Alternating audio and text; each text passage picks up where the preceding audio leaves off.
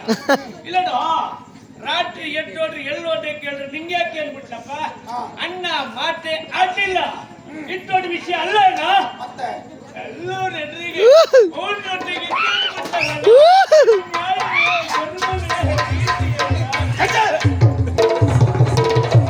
ನಾ ಎಲ್ಲಿತ್ತು ಅಲ್ಲೇ ಇದ್ದೆ ಎಂತ ಈಗ ಸತ್ಯ ಅಣ್ಣ ನನ್ನ ಹೇಳ್ತೀಯಪ್ಪ ಮೊದಲು ತುಳಿದು ಬಿಟ್ಲಪ್ಪ ಅಣ್ಣ ಮಾತಾಡ್ಲಿಲ್ಲ ಪ್ರಥಮ ರಾತ್ರಿ ಕಟ್ಟಿ ತೋರಿಸ್ಬಿಟ್ಲಪ್ಪ ಅಣ್ಣ ಮಾತಾಡಿಲ್ಲ ಇಲ್ಲಡು ರಾತ್ರಿ ಎದ್ದೋಡ್ರಿ ಎಲ್ಲೋದೆ ಕೇಳಿದ್ರೆ ನಿಂಗೆ ಯಾಕೆ ಕೇಳ್ಬಿಟ್ಲಪ್ಪ ಅಣ್ಣ ಮಾತೆ ಅಡ್ಡಿಲ್ಲ ಇಟ್ಟೋಡಿ ವಿಷಯ ಅಲ್ಲೇನ ಎಲ್ಲರೂ ಎದುರಿಗೆ ಊಟೊಟ್ಟಿಗೆ ಕೇಳ್ಬಿಟ್ಲಲ್ಲ ಇದು ನ್ಯಾಯವೇ ಆದ್ರಲ್ಲ ನೋಡು ನಿನ್ ನೋವೇನು ಅಂತ ನನಗೆ ಗೊತ್ತಾಗ್ತದೆ.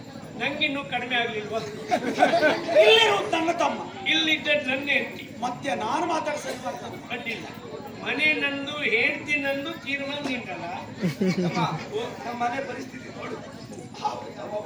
ಇವಳಿಗಾಗಿ ಇವಳಿಗಾಗಿ ನಾಳೆಯಲ್ಲಿ ಯಾರ್ಯಾರು ಬರ್ಬೇಕು? ನಿನಗಾಗಿ ಸತ್ಯ ನನ್ನ ಹೆಂಡತಿಯಪ್ಪ ಮದುವೆ ದಿವಸ ಕುಡಿದು ಬಿಟ್ಲಪ್ಪ ಅರೆ ನೀರ್ದಂಗೆ ಹೇಳ್ತೆ ಗೊತ್ತಾಗಿಲ್ಲ ಕಾಲ್ ಇನ್ನೊಂದಿನ ಹುಚ್ಚುತನವೇನ?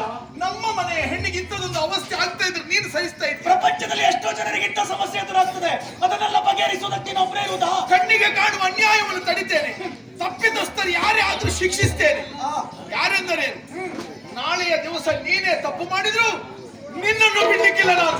ಇಷ್ಟು ಪುಟ್ಟ ಬಾಯಲ್ಲಿ ಎಷ್ಟು ದೊಡ್ಡ ಮಾತಾಡಿದ್ಯೋ? ಯಾಕೋ ಈ ರೀತಿ ಕೆಟ್ಟ ಹಠ ನಿನ್ನ ಮನಸ್ಸಿನಲ್ಲಿ? ಇದೇ ಹಠದಿಂದ ನೀನು ಮುಂದುವರಿದಂತಾದ್ರೂ ಪರಿಣಾಮ ವಿಚಾರ ಮಾಡಿದ್ದೇನೋ? ನಿನ್ನ ಜೀವನದ ದಿಕ್ಕೇನೋ ಅಂತ ಆಲೋಚನೆ ಮಾಡಿದ್ದೀನೋ?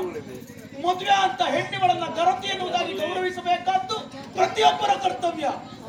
ಇದೇ ಮಾರ್ಗದಲ್ಲಿ ನೀವು ಮುಂದುವರೆದ್ರಿ ಅಂತ ಆದ್ರೆ ಯಾರು ಇವಳನ್ನ ಗರತಿ ಎನ್ನುವುದಾಗಿ ಗೌರವಿಸುವುದಿಲ್ಲವೋ ಗಣಿಕೆಯನ್ನು ಹಾಕುವ ಚಾರಿಸ್ತಾರೆ.